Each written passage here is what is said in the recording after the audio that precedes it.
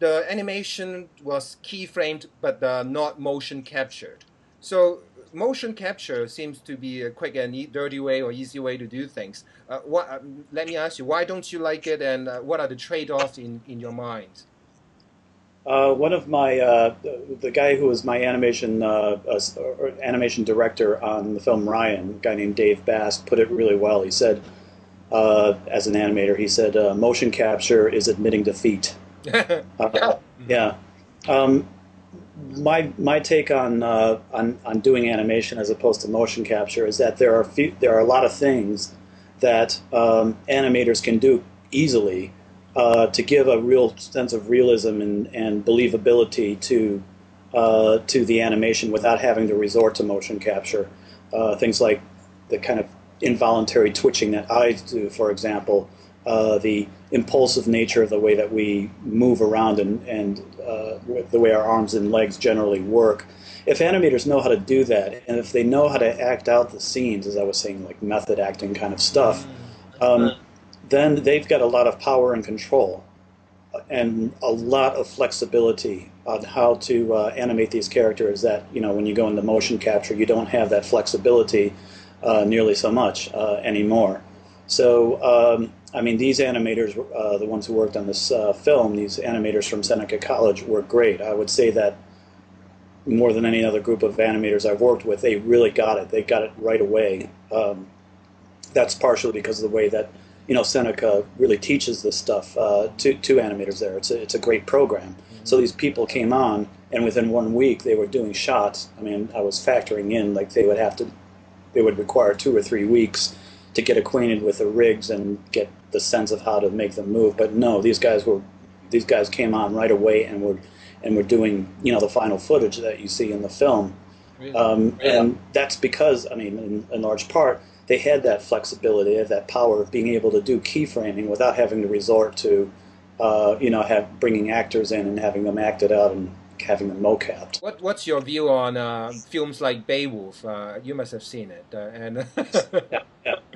I mean, there are these three films that so far, not including the films that will be coming out, like Avatar later on this year, Beowulf, Polar Express, and Final Fantasy, where, the highlight of those three films is that there, excuse me, that there are, characters that look absolutely real and kind of fall into that uncanny valley for that Definitely. reason. They don't have the kind of stylization or, bizarre stuff that the audience would know that they're not real.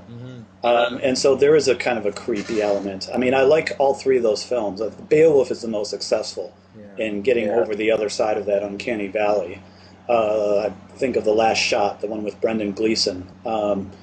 Just a tight facial shot of him looking at Grendel's mother in the ocean, and his zooms in on his face, and there's just uncanny, and I think uncanny in a good way, like range of expressions on his face, and it's like, wow, way to go.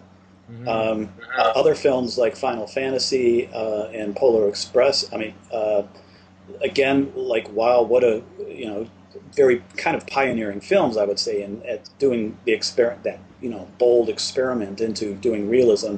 But nonetheless, for me anyway, there's a kind of a creepy element to those characters, particularly Polar Express. Yeah. I would say, like a little the boy character. Same here. Kind of gives me shivers. Same here. So the spine, excuse me, uses Autodesk Maya version 8.5 for modeling, animation, visual effects, and some rendering. And here is the time travel bit. So your 1998 Bingo uses Maya version 1 by Yes. Alias Wavefront. And this is what Bill Buxton, chief scientist of Alias Wavefront at the time, wrote about Bingo. Many of you will have seen Chris Landreth's stunning animation, Bingo.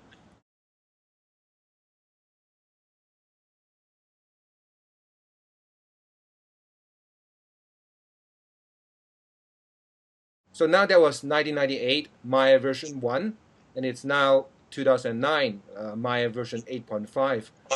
is this the future you imagine, like you guys, like the people in the industry imagine in 1998? Like for you, tell me how you feel like in a in 1998 and now like we are here in 2009.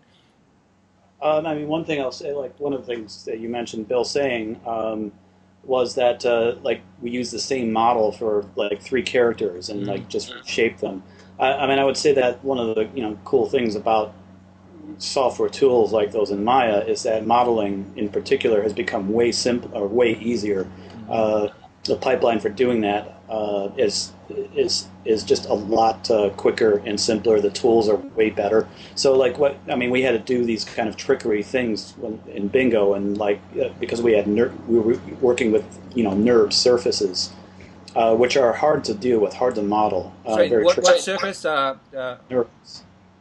NURBS surfaces. They're curved surfaces that Uh-huh. when in the 10 years ago that was the way that you would model, but there are some real difficult restrictions about using Mm-hmm. NURB surfaces.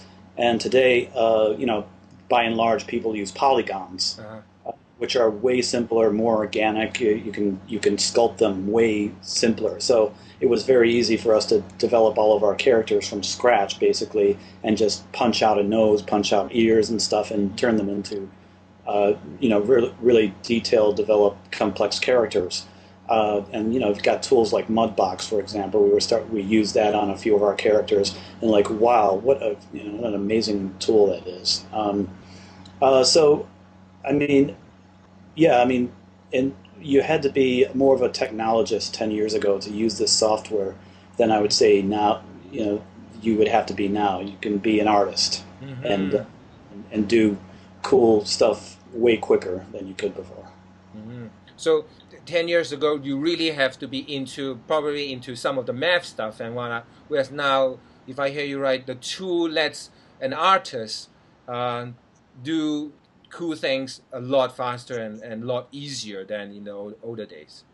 Yeah, you're able to sculpt stuff, for example. There are tools in Maya and in Mudbox and these other tools for just like you're not even thinking of, like you have to think a lot less about things like vertices and edges and faces than you did before. Mm-hmm. You think of the face if that you're sculpting, for example, as a surface, that a malleable surface, and when you get away from vertices and edges and stuff and into it's being a whole surface, it changes completely the way that in a good way changes the way that you create these characters and objects and stuff.